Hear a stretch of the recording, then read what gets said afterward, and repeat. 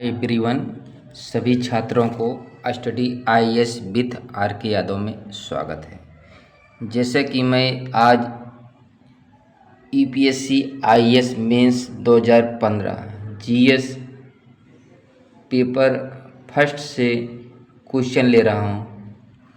Video प्रारंभ करने से पहले आपसे एक छोटी सी रिक्वेस्ट है। अभी तक आप हमारे चैनल पर नए हैं तो प्लीज़ इस चैनल को सब्सक्राइब करें। सब्सक्राइब करने के बाद बेल आइकन की घंटी को क्लिक करना ना भूलें, ताकि जब भी मैं अगला वीडियो अपलोड करूं, उसका नोटिफिकेशन आपके मोबाइल पर सबसे पहले पहुंचे। चलिए वीडियो को प्रारंभ करते हैं। ये हमारा प्रीवियस ईयर्स प्रश्नों की श्रृंखला है। अगर आप प्रीवियस ईयर्स के प्रश्नों को हल करना सीख गए तो हम ये दावा कर सकते हैं कि हम बेहतर तरीके से किसी भी प्रश्न का उत्तर लिखना सीख जाएंगे। आपको किसी भी प्रश्न को लिखने में कहीं से कठिनाई नहीं होगी, क्योंकि आपको निरंतर 2013 से लेकर अभी तक जितने भी पेपर हुए हैं सब का मैं क्रमबद्ध श्रृंखला से सॉल्व करा रहा हूं, जिससे आपको किसी भी प्रश्न को हल करने में कहीं से कठिनाई न हो। अब हम सीधे प्रश्न पर चलते हैं। क्या कारण था कि औद्योगिक क्रांति सबसे पहले इंग्लैंड में घटी थी? औद्योगिकरण के दौरान वहां के लोगों के जीवन की गुणवत्ता पर चर्चा कीजिए। भारत में वर्तमान में जीवन गुणवत्ता के साथ किस प्रकार तुलनीय है? अब अगर हम इस प्रश्न को विस्तार से हल करेंगे तो ये प्रश्न बहुत लंबा। हम प्रश्न के अकॉर्डिंग उत्तर को बताने का प्रयास करेंगे, जिससे हम कम समय में 5 प्रश्नों को हल करा सकें। अब हम सीधे भूमिका पर चलते हैं। औद्योगिक क्रांति पहली बार 18वीं शताब्दी के दौरान प्राकृतिक संसाधनों, अनुकूल आर्थिक माहौल और तकनीकी नवाचारों सहित विभिन्न कारकों के संयोजन के कारण इंग्लैंड में हुई। इसने सकारात्मक और नकारात्मक दोनों परिणामों के साथ इंग्लैंड में लोगों के जीवन की गुणवत्ता में महत्वपूर्ण परिवर्तन किया। अब हम मुख्य भाग पर चलते हैं। इंग्लैंड में औद्योगिक क्रांति के कारण के बारे में देखेंगे। पहला पॉइंट है प्राकृतिक संसाधन। इंग्लैंड में कोयले और लौह अयस्क के प्रचुर भंडार थे, जो भाप इंजनों को चलाने और मशीनरी और निर्माण के लिए लोहे के उत्पादन के लिए महत्वपूर्ण थे। अगला पॉइंट है कृषि क्रांति। कृषि क्रांति से कृषि उत्पादकता में वृद्धि हुई, जिसने गैर कृषि उद्योगों के लिए श्रम को मुक्त कर दिया और बढ़ती शहरी आबादी का समर्थन करने के लिए भोजन का अधिशेष बनाया। तीसरा पॉइंट है तकनीकी नवाचार। स्प्रिंग जेनी, पावरलूम और स्टीम इंजन जैसी कई तकनीकी प्रगति ने उत्पादन विधियों में क्रांति ला दी और उद्योगों के विस्तार को सक्षम बनाया। अब हम इंग्लैंड में औद्योगिकरण के दौरान जीवन की गुणवत्ता के बारे में देखेंगे। पहला पॉइंट है शहरीकरण और भीड़भाड़। उद्योगों के तेजी से विकास के कारण शहरीकरण हुआ। लोग नौकरियों की तलाश में ग्रामीण क्षेत्रों से शहरों की ओर जाने लगे। परिणाम स्वरूप भीड़भाड़ वाली रहने की स्थितियां, खराब स्वच्छता और बीमारियां बढ़ी। दूसरा पॉइंट है श्रम शोषण। कारखानों में लंबे समय तक काम के घंटे, कम वेतन और खतरनाक कामकाजी परिस्थितियां सामान्य थीं। महिलाओं और बच्चों को प्रायः कठोर परिस्थितियों में काम पर रखा जाता था। तीसरा पॉइंट है सामाजिक स्तरीकरण। अमीर और गरीब के बीच की खाई चौड़ी हो गई। धनी पूंजीपति वर्ग को औद्योगिकरण से लाभ हुआ, जबकि श्रमिक वर्ग गरीबी और खराब जीवन स्थितियों से जूझ रहा था। अब हम वर्तमान भारत से तुलना करेंगे। नंबर 1, आर्थिक विकास। औद्योगिक क्रांति के दौरान इंग्लैंड के समान भारत ने हाल के दशकों में बढ़ते मध्यम वर्ग और बढ़ते शहरीकरण के साथ तेजी से आर्थिक विकास का अनुभव किया है। दूसरा पॉइंट है शहरीकरण की चुनौतियों के बारे में। इंग्लैंड के औद्योगिकरण की तरह भारत को शहरीकरण से संबंधित चुनौतियों का सामना करना पड़ता है, जैसे भीड़भाड़, खराब स्वच्छता और अपर्याप्त बुनियादी ढांचा। तीसरा पॉइंट है श्रम शोषण। भारत में श्रम शोषण के अपने मुद्दे हैं, जिनमें कम वेतन, बाल श्रम और उचित श्रम अधिकारों या सामाजिक सुरक्षा के बिना अनौपचारिक रोजगार शामिल हैं। हालांकि दोनों संदर्भों में अंतर भी है। हम दोनों का अंतर समझेंगे। नंबर 1 है नियामक ढांचा।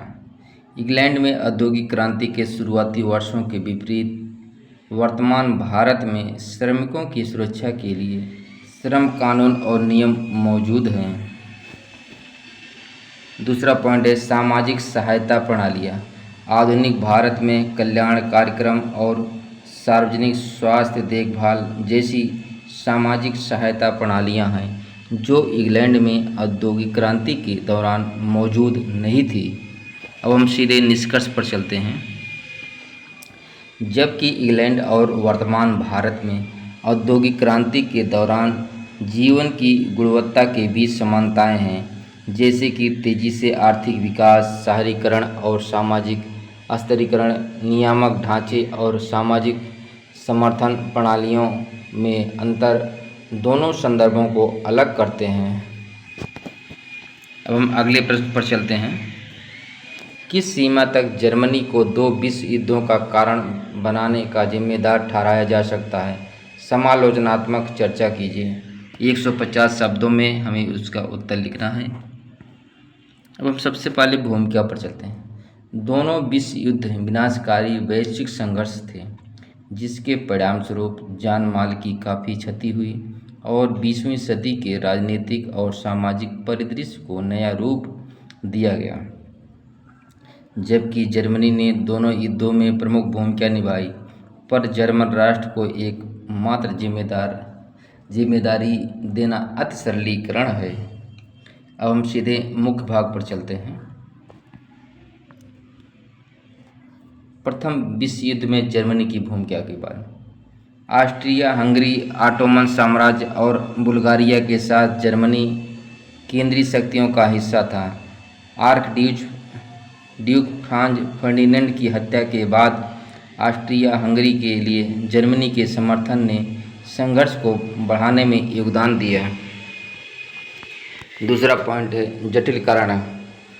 प्रथम विश्व युद्ध यूरोपीय शक्तियों के बीच सैन्यवाद गठबंधन, साम्राज्यवाद और राष्ट्रवाद सहित कारकों की एक जटिल परस्पर क्रिया के परिणामस्वरूप हुआ। कई राष्ट्र उन स्थितियों को बनाने के लिए कुछ हद तक जिम्मेदार हैं, जिनके कारण युद्ध हुआ। अब हम तीसरा पॉइंट ब्लैक चेक के बारे में। ऑस्ट्रिया हंगरी को बिना शर्त समर्थन का ब्लैक चेक देने की जर्मनी के फैसले ने संघर्ष को बढ़ाने में महत्वपूर्ण भूमिका निभाई, लेकिन इसे युद्ध के एकमात्र कारण के रूप में नहीं देखा जाना चाहिए। अब हम द्वितीय विश्व युद्ध में जर्मनी की भूमिका को देखेंगे।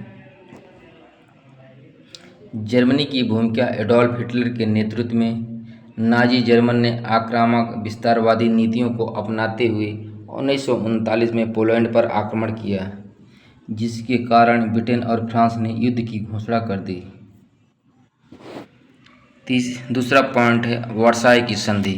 वर्साई की संधि की कठोर शर्तों, जिसने प्रथम विश्व युद्ध को समाप्त कर दिया, ने हिटलर और नाजी पार्टी के उदय में योगदान दिया, क्योंकि संधि ने जर्मनी में असंतोष और आर्थिक कठिनाई को बढ़ावा दिया। तीसरा पॉइंट है तुष्टीकरण की नीति। ब्रिटेन और फ्रांस द्वारा अपनाई गई तुष्टीकरण की नीति ने हिटलर को प्रतिरोध का सामना किए बिना अपनी आक्रामक विस्तारवादी नीतियों को आगे बढ़ाने की अनुमति दी, जब तक कि बहुत देर नहीं हो गई। चौथा पॉइंट है अन्य कारक। वैश्विक आर्थिक मंदी, राष्ट्रवाद और प्रथम विश्व युद्ध के अनसुलझे मुद्दों ने भी द्वितीय विश्व युद्ध के फैलने में योगदान दिया। अब हम सीधे निष्कर्ष पर चलते हैं। जर्मनी ने दोनों विश्व युद्धों के कारणों में महत्वपूर्ण भूमिका निभाई, पर यह पहचानना आवश्यक है कि ये संघर्ष कई देशों से जुड़े कई कारकों के परिणामस्वरूप हुए। प्रथम विश्व युद्ध में ऑस्ट्रिया हंगरी के लिए जर्मनी के समर्थन के साथ मिलकर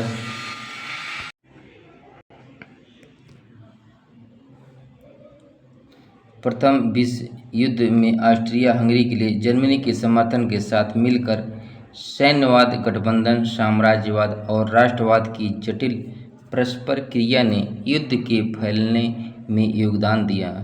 द्वितीय विश्व युद्ध में हिटलर के अधीन जर्मनी की आक्रामक विस्तारवादी नीतियां निस्संदेह एक प्रमुख कारण थी, लेकिन वर्साय की संधि, तुष्टीकरण की नीति और अन्य कारकों ने भी महत्वपूर्ण भूमिका निभाई। इस प्रकार दो विश्व युद्धों के लिए जर्मनी को पूरी तरह जिम्मेदार ठहराना अति सरलीकरण है। अब हम अगले प्रश्न पर चलते हैं। भारत में विविधता के किन्हीं 4 सांस्कृतिक तत्वों का वर्णन कीजिए और एक राष्ट्रीय पहचान के निर्माण में उनके आपेक्षिक महत्व का मूल्य निर्धारण कीजिए। 150 शब्दों में हमें इसका उत्तर देना है। अब हम सबसे पहले भूमिका पर चलेंगे। भारत विविधताओं का देश है, यहाँ विविधता हर पहलू में विद्यमान है। भाषा, पहनावा, खान पान, रहन सहन, रीति रिवाज आदि। अब हम मुख्य भाग पर चलते हैं। इन्हें इस प्रकार देखा जा सकता है। नंबर 1, भाषाई विविधता के आधार पर भारत भाषाई रूप से सबसे अधिक विविधता वाले देशों में से एक है। भारत के संविधान में 22 भाषाएं अनुसूचित भाषाओं के रूप में दर्ज हैं और लगभग 1100 से अधिक विशिष्ट बोलियां हैं। बोलियां एक निरंतरता दर्शाती हैं, जिससे लोगों के लिए एक दूसरे को समझना और संवाद करना आसान हो जाता है। विशिष्ट भाषा और उसका विशाल साहित्य लोगों के बीच गौरव का स्रोत बनता है। अब हम दूसरा पॉइंट परंपराएं, पहनावा और भोजन के बारे में देखते हैं। भारत में संगीत, नृत्य और व्यंजनों की एक समृद्ध परंपरा है। प्रत्येक क्षेत्र की खाना पकाने और स्वाद की अपनी अनूठी शैली है। तीसरा पॉइंट हम त्योहारों के बारे में। भारत में स्थानीय और क्षेत्रीय स्तर पर त्योहारों की भरमार है। दिवाली, होली, ईद आदि जैसे त्यौहार भी हैं जो संपूर्ण भारत में हर्षोल्लास से मनाए जाते हैं। चौथा पॉइंट है भारत में धार्मिक विविधता। भारत विभिन्न प्रकार की धार्मिक मान्यताओं का घर है, जिनमें हिंदू धर्म, इस्लाम धर्म, ईसाई धर्म, सिख धर्म, बौद्ध धर्म, जैन धर्म देश में सबसे व्यापक रूप से प्रचलित धर्मों में से एक हैं। भारत में धार्मिक विविधता ने देश के सामाजिक ताने बाने और पहचान को आकार देने में महत्वपूर्ण भूमिका निभाई। विदेशी धर्मों ने क्षेत्रीय संस्कृति के साथ समायोजन किया और एक अनूठा मिश्रण बनाया जो अन्यत्र नहीं दिखता है। अब उदाहरण के रूप में महाराष्ट्र में स्वदेशी संस्कृति के साथ पारसी संस्कृति का मिश्रण भी हमें देखने को मिलता है। अब हम सांस्कृतिक तत्वों में इस विविधता ने भारत को एक ऐसे देश के रूप में देखे जाने में सहायता की जो सभी परंपराओं और मान्यताओं का सम्मान करता है। हालांकि अलग अलग क्षेत्रों में भाषाएं अलग अलग होती हैं, फिर भी लोग दूसरी भाषा सीखकर एक दूसरे से संवाद करते हैं। किसी की भाषाई पहचान को दिए गए संरक्षण ही यह सुनिश्चित करता है कि भारत के लोग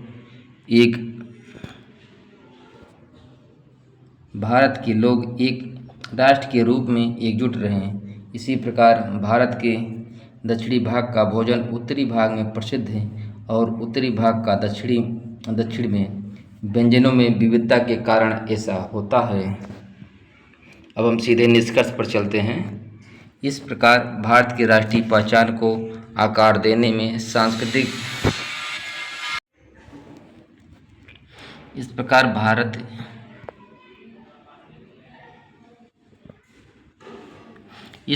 भारत की राष्ट्रीय पहचान को आकार देने में सांस्कृतिक विविधता की महत्वपूर्ण भूमिका है, जो किसी भाषा या धर्म पर आधारित नहीं है बल्कि सामान्य आशाओं एवं आकांक्षाओं पर आधारित है।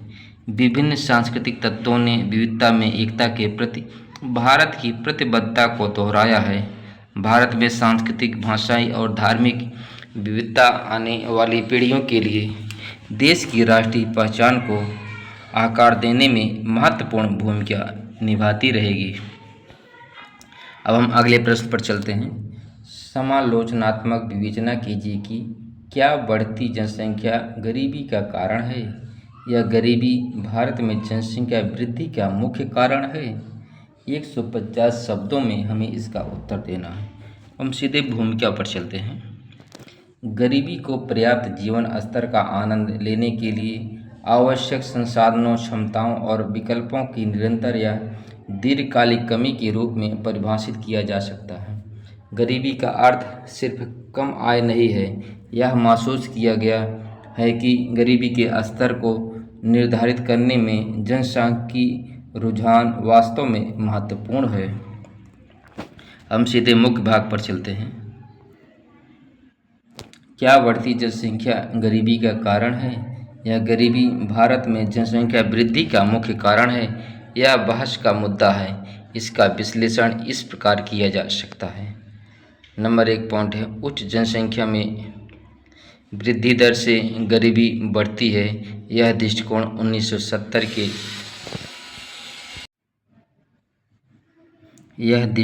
1970 के दशक में लोकप्रिय था। अगला पॉइंट है, राज्य के संसाधनों पर दबाव। उच्च जनसंख्या वृद्धि से राज्य के आर्थिक संसाधनों पर अधिक दबाव पड़ता है। इससे लोगों को गरीबी से मुक्ति दिलाने के लिए राज्य के पास शक्ति कम हो जाती है।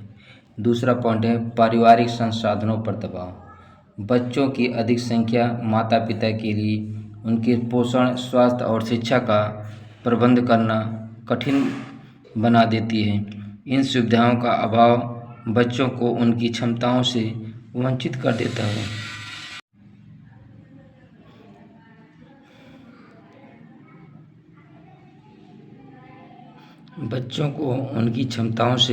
देता है। और उन्हें गरीबी के चक्र में उलझाए रखता है।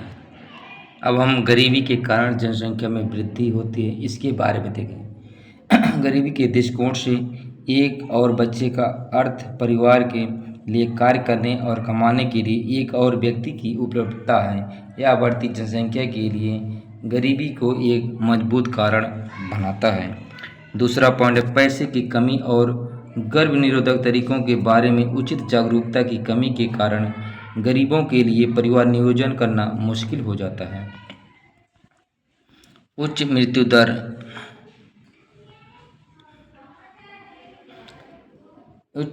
दर जोखिम। खराब जीवन शैली और बच्चों में उच्च मृत्यु दर से माता पिता में अनिश्चितता पैदा होती है।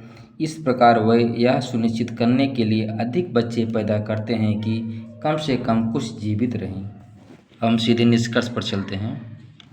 अतः ऐसे प्रश्न का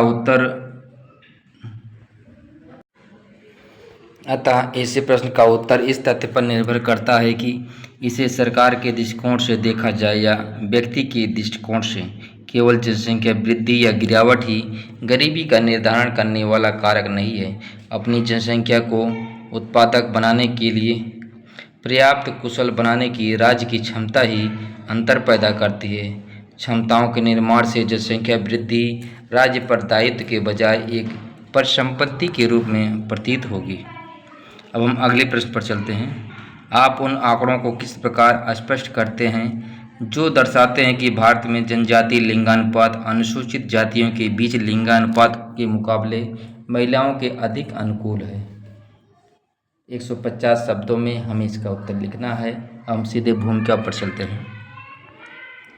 लिंगानुपात प्रति 1000 पुरुषों पर महिलाओं की संख्या एक महत्वपूर्ण मापदंड है जो समाज में महिलाओं की स्थिति को दर्शाता है। वर्ष 2011 में भारत का लिंगानुपात 943 था। वर्ष 2011 की जनगणना के अनुसार जनजातियों के बीच लिंगानुपात 990, अनुसूचित जातियों में 945 की तुलना में महिलाओं के लिए अधिक अनुकूल है। अब हम सीधे मुख्य भाग पर चलते हैं। कुछ कारण इस प्रकार हैं। नंबर 1 पॉइंट गरीबी। अनुसूचित जाति समुदाय के अधिकांश लोग सबसे गरीब हैं, जबकि उन्हें जाति व्यवस्था की असमानताओं का भी सामना करना पड़ता है। बालिकाओं को बोझ के रूप में देखा जाता है, जबकि बालक को परिवार के लिए कमाने का अतिरिक्त साधन माना जाता है। दूसरा पॉइंट है शिक्षा। शिक्षा से बच्चे पैदा करने की इच्छा कम हो जाती है और दंपति पुत्र को प्राथमिकता देते हैं। अनुसूचित जनजाति की तुलना में अनुसूचित जाति अधिक शिक्षित है और उनकी प्रसव पूर्व टेस्टिंग विधियों तक अधिक पहुंच है, जिससे लिंगानुपात में कमी आई है। दहेज। अनुसूचित जाति के लोग दहेज जैसी प्रथाओं का पालन करते हैं, जिनका पालन मुख्य धारा के हिंदू समाज द्वारा किया जाता है। वे दहेज देने के लिए पैसे भी उधार ले सकते हैं, क्योंकि दहेज को एक स्थिति के मुद्दे के रूप में देखा जाता है। अनुसूचित जनजाति वध मूल्य और विनिमय जैसी प्रथाओं का पालन करते हैं, जिससे लड़की की शादी परिवार पर बोझ नहीं बनती है। हम सीधे निष्कर्ष पर चलते हैं। इस प्रकार अनुसूचित जातियां मुख्य धारा की पितृसत्तात्मक संस्कृति का पालन करती हैं। उनके पास निजी संपत्ति है और वे आदिवासियों की तुलना में समृद्ध हैं। यह सब महिलाओं के विरुद्ध भेदभाव और अनुसूचित जनजातियों की तुलना में अनुसूचित जातियों के बीच कम लिंगानुपात को बढ़ावा देता है।